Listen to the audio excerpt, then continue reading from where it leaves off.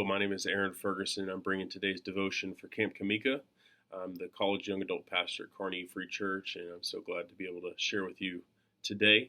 We're talking about change, and in the Bible, in the story about Daniel, Daniel is a royal son. Him and his friends are royalty. They're going to take over the leadership in their country, and all of a sudden, this other empire, the Babylonians, come and they siege Daniel and his family's homeland. Not only do they siege and go to war, but they lose. And the Babylonians capture Daniel and his friends Shadrach, Meshach, and Abednego. And their idea was, we can make Shadrach, Meshach, Abednego, and Daniel leaders in our own military, in our own civilization. And so all that Daniel knew, all that he was comfortable with, his family, and he lost a lot of his family and friends to war. There's no mention of his parents. So this 15-year-old Daniel loses family and friends, his parents. He's taken from his homeland during this war, and he is now taught a new language. They give him a new name. He no longer is called Daniel, nor are his friends. And his world is completely changed, completely turned upside down. And when we go through changes, there's two different kinds of change that can happen in our lives. There's change that we choose, where we see a situation before us, two different roads, and we say, I'm going to go this way. And then there's change that happens as no result or no choice of our own, and that's change that is forcefully placed upon us.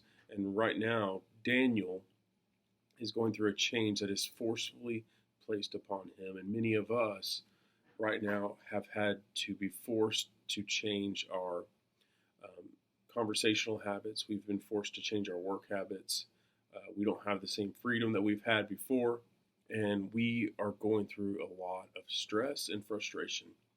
And here's the thing about change: because we are not in control, because God is in control, there's nothing we can do to alter the course of change that is forced upon us.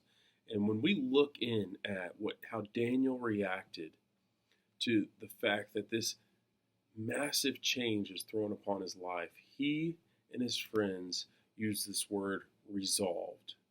Daniel resolved to honor God during this crazy, fearful change, and he is in a new land, under new authority, with a new language and a new name. And Daniel said, I'm not going to wallow in self-pity. I'm not going to wallow in depression. I'm not going to fight against this army that's overtaking me and then end up killing me.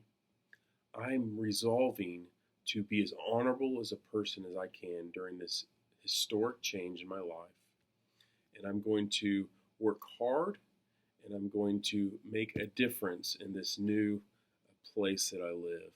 Whatever's happening in your life right now as a result of what's happening around the world, or just any sort of change that has happened in your life, will you embrace the change that's happening and say, God, I'm not in control, but you are.